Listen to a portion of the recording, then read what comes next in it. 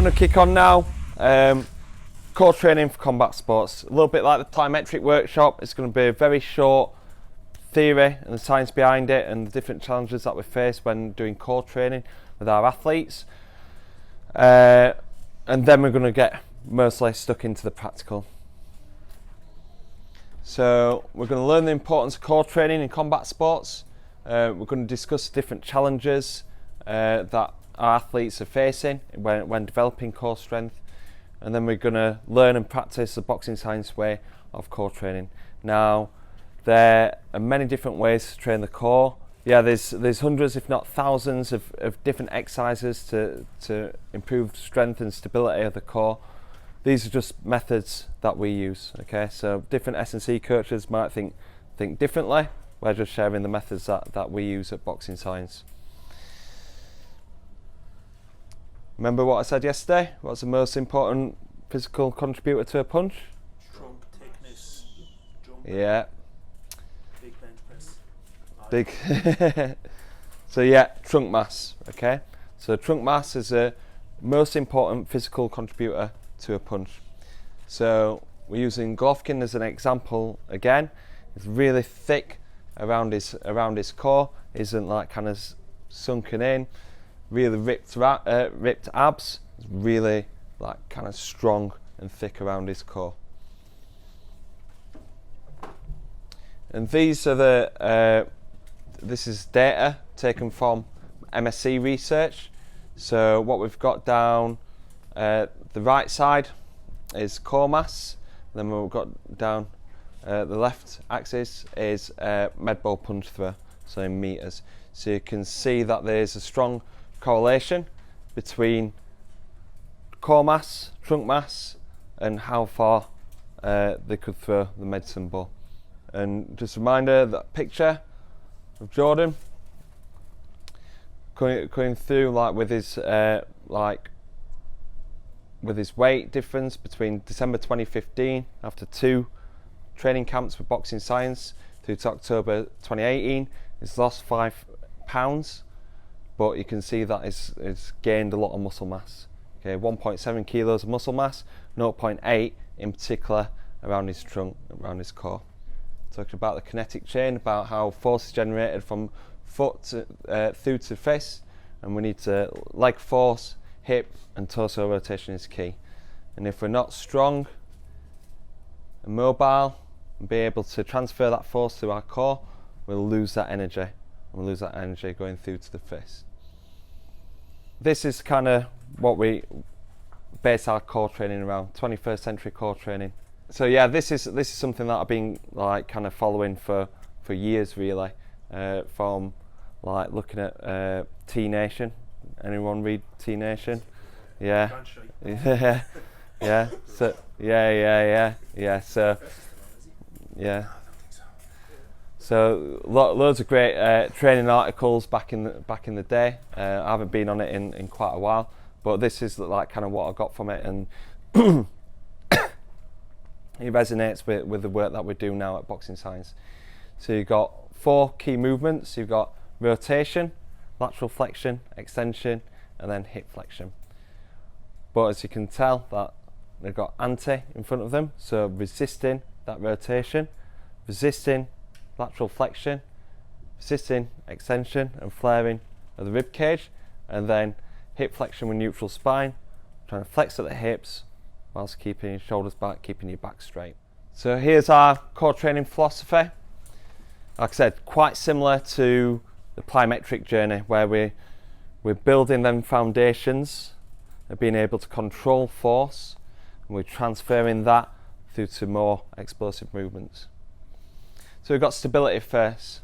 So these are loaded or bodyweight exercises that require none or very little movement to resist forces in desired direction. So for example, we're using anti-rotation all the way through. The first one is pull-off press, where there's either you're holding it out there or you're doing presses, but there's actually no movement in your core. You got strength, again, loaded or bodyweight exercises, but they like progressively challenge stability through movement. So we've progressed from pull off press into cable rotations. So from there, we're challenging that strength and that stability through a range of motion. Okay, still anti-rotation. As soon as you think like anti-rotation, you feel like you can't move or anything like that, or actually perform them exercises. It's all about controlling them movements. And then explosive rotational med ball throws. So this is light loaded exercises that challenge the stability and utilise the stretch shortening cycle of the core, because that's our end goal. It's how we can use rotation and use our core strength in fast and explosive actions.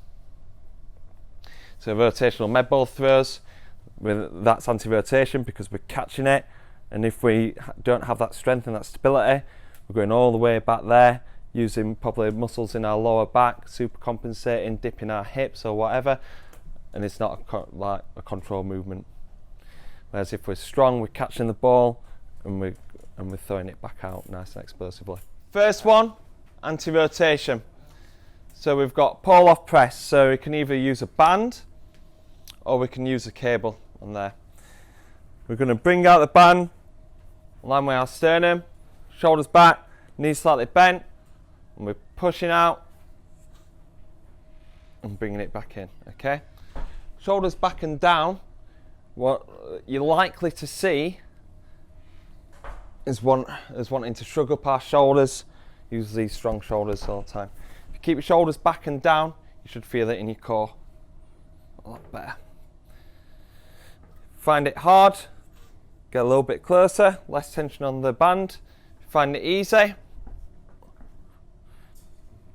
you thought I weren't going to do it then. Okay, pressing out there. Anti-extension, we're going to do plank row, and that also does anti-rotation as well.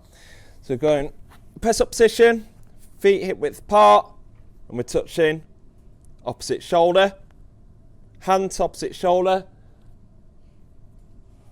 and we're keeping our hips level with our shoulders, and keeping our belly button tucked up, keeping that core tension.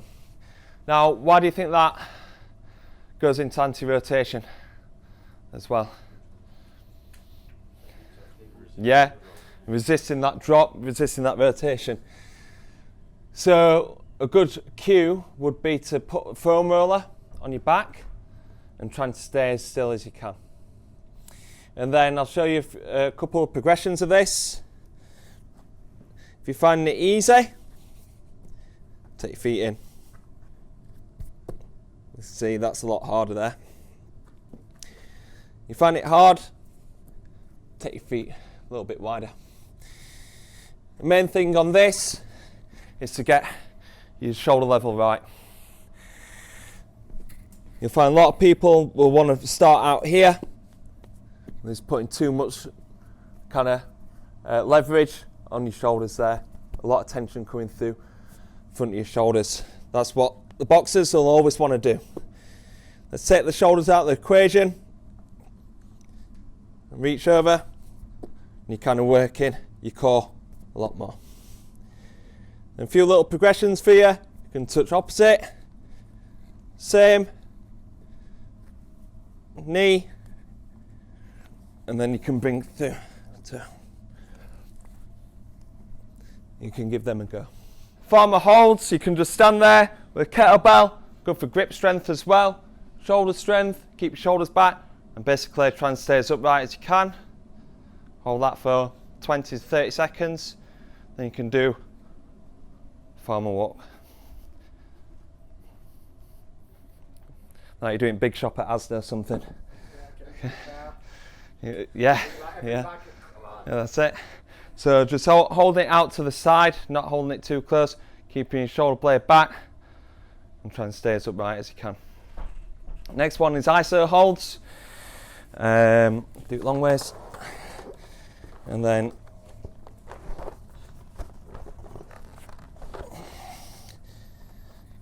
That's what we used to do when we lived together. same level there, shoulders back, maintaining core tension. Just try and stay straight up. Go with his arms out, arms above his head, or you can use it with weight too. Okay, and then you've got hip flexion with neutral spine. Might as well do iso holds again. So we've got iso holds where we're just going back, holding there, shaking straight away, but I can hold it for a long time. Elbows up, shoulders back, and you want to kind of get a 30-degree angle, I'd say. Not wanting to sit up too far up here, cheating.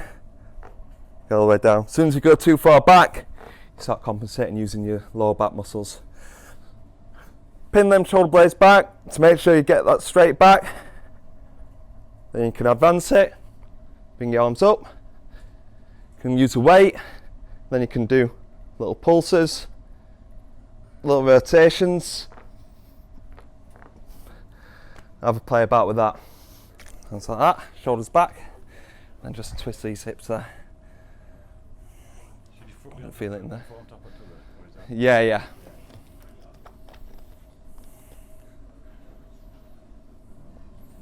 Nice. Hips up, mark. Hips up, hips up. Belly button tucked in. Nice. Shoulder blades back, knees bent. Good. Then press out from there. A little bit harder, yeah? Good. Hey everyone, it's Danny Wilson from Boxing Science. I'm here to tell you more about our Ultimate Coaching for Combat Sports workshops.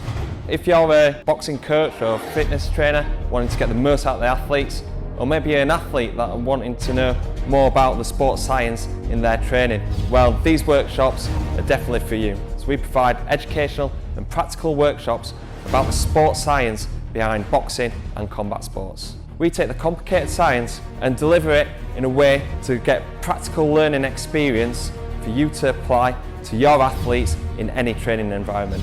We've delivered these courses over weekends up and down the country, and we've received some amazing feedback.